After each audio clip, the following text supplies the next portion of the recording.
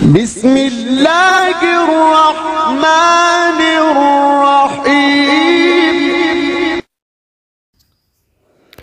السلام عليكم ورحمة الله وبركاته.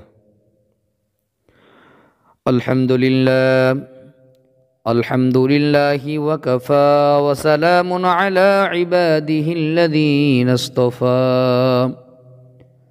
أما بعد فأعوذ بالله من الشيطان الرجيم. بسم الله الرحمن الرحيم.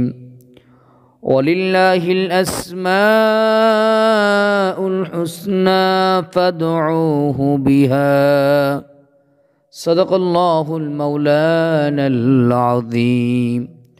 সম্মানিত বন্ধুগণ, তো আপনারা সকলেই কেমন আছেন? আশা করি আল্লাহ সুবহানাহু ওয়া তাআলার রহমতে সকলেই ভালো আছেন।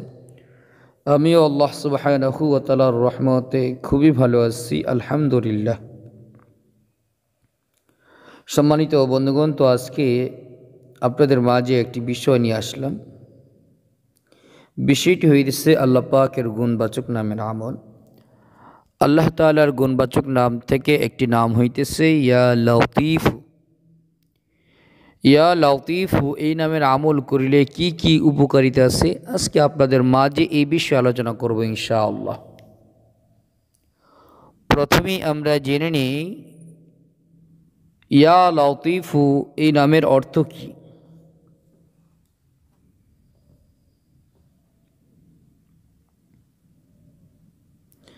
ইয়া লতিফু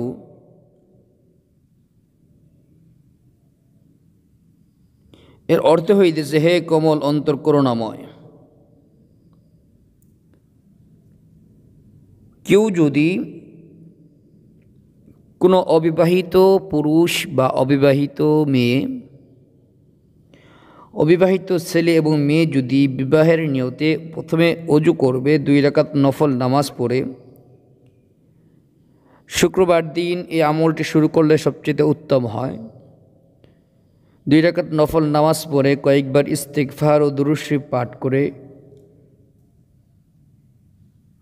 এরপর 1000 বার ইয়া লতিফু আল্লাহ পাকের এই গুণবাচক নামটি পাঠ করে আশা করা যায় ইনশাআল্লাহ অল্প দিনের মধ্যে ভালো জায়গায় আল্লাহ বিবাহের ব্যবস্থা করে দিবেন ইনশাআল্লাহ। শুক্রবার থেকে শুরু করবেন, এই আমলটি প্রতিদিন নিয়মিত করবেন, একাতারে 11 থেকে 21 দিন করবেন ইনশাআল্লাহ। আল্লাহ সুবহানাহু ওয়া তাআলা ভালো জায়গা আপনার জন্য বিবাহের ব্যবস্থা করে দেবে ইনশাআল্লাহ। মেয়েরা যখন আমল করার সময় অসুস্থ হয়ে যাবেন, শারীরিক যে অসুস্থ হওয়ার সময় আমলটি করবেন, তবে নামাজ পড়বেন না।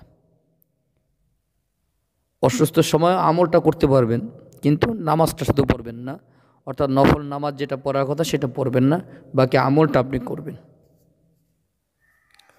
2 নম্বর,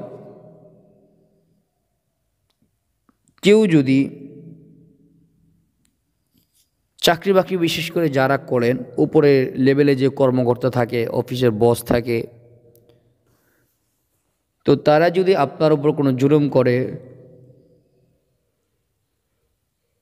বা আপনার উপর রাগান্বিত থাকে বা আপনাকে দেখতে পারে না, আপনাকে সহ্য করতে পারে না, সবসময় আপনাকে প্রেশার দিতেই থাকে, সেক্ষেত্রে আপনি ইয়া লতিফু এই ইসমটি আল্লাহ পাকের এই নামটি বেশি বেশি পাঠ করবেন ইনশাআল্লাহ। কেউ যত বড় অফিসার হোক আপনার, যত বড় বস হোক আপনার, কেউ আপনার সাথে খারাপ ব্যবহার করতে পারবে না ইনশাআল্লাহ। আল্লাহ তাআলা আমাদেরকে আল্লাহ পাকের নামের আমল করার তৌফিক দান করুন, আমিন। আসসালামু আলাইকুম ওয়া রাহমাতুল্লাহি ওয়া বারাকাতুহু।